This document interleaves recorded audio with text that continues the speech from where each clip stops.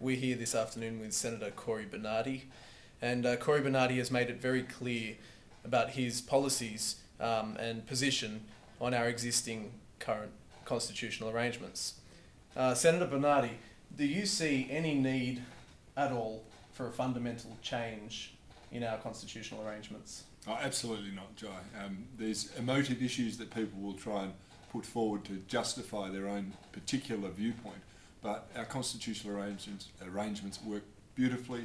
They're tried, they're tested, and they give us this great stability, and I think it's a really important thing to protect. One of the things that you just raised, which is interesting, is the emotional arguments. Is it not true also to say that there's equally an emotional tie to the monarchy? Now, we have instilled in us naturally a gravitation towards something bigger than us. So we've got, for example, religion. Now, whatever people's personal beliefs, if they don't believe in something, they'll believe in anything. Now, I would also equally suggest that perhaps there's an attachment to the monarchy as well. What are your thoughts on that? There's certainly, I think, a great affection for the monarchy and particularly the current Queen, and I think that is an emotional issue. But there's much more than just emotion that ties us to the crown. You know, it is our entire way of government. It is our entire system of our constitutional system.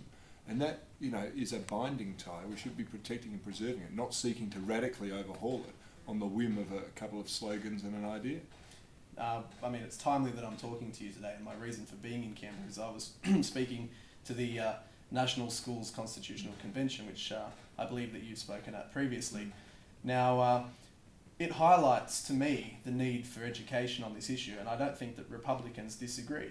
We have a different objective for focusing on that education, but what are your thoughts around, firstly, education on this issue, and also about today's Constitutional Convention? Well, may I congratulate you for going along, and because I've done it myself, as you mentioned, and I know it can be a tough audience.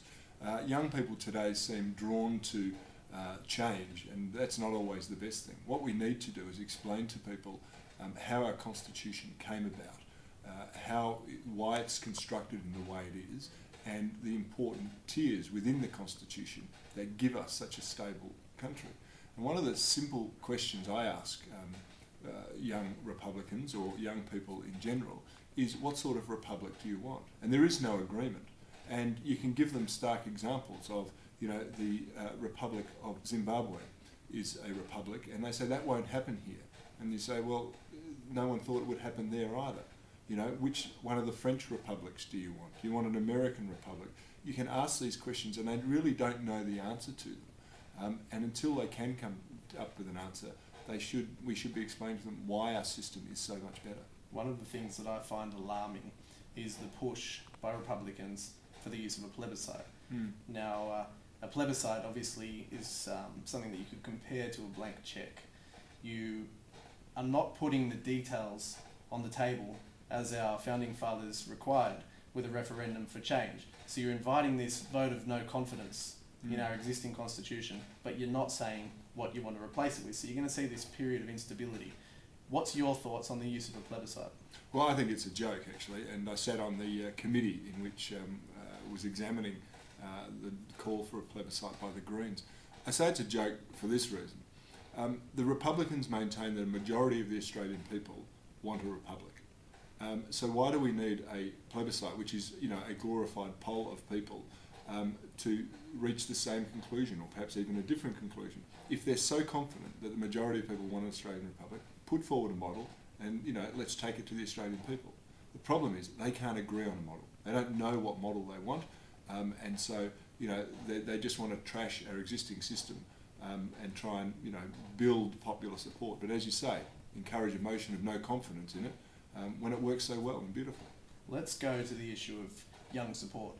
Now, I mean, you see these occasional freak polls, and the most recent one that I'm aware of was on the 10th anniversary of the Republic referendum, which showed a 59% support for a vague sort of republic.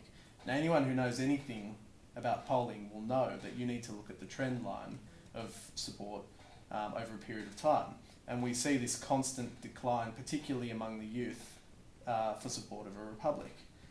Now, bearing in mind these various trends, how do you think that young people's support is being affected by, for example, Prince William's recent visit, his interest in Australian issues. I mean, the total campaign that he was here for recently, over the weekend, was Australia is open for business. Look, Prince William, I think, is going to be an inspiration to not only young Australians, but so many Australians. There's an inherently decent young man. You can sense that. I noticed the other day a young boy with Down syndrome went up and gave him a hug, and you just saw this great compassion in this model of a monarch to come. His wedding's going to be a great success, I think, and I think it will inspire more people to actually support the monarchy, and then hopefully that will translate into their support and inquiry, legitimate inquiry, into the important role it plays in Australian life. Senator, thank you. It's a pleasure.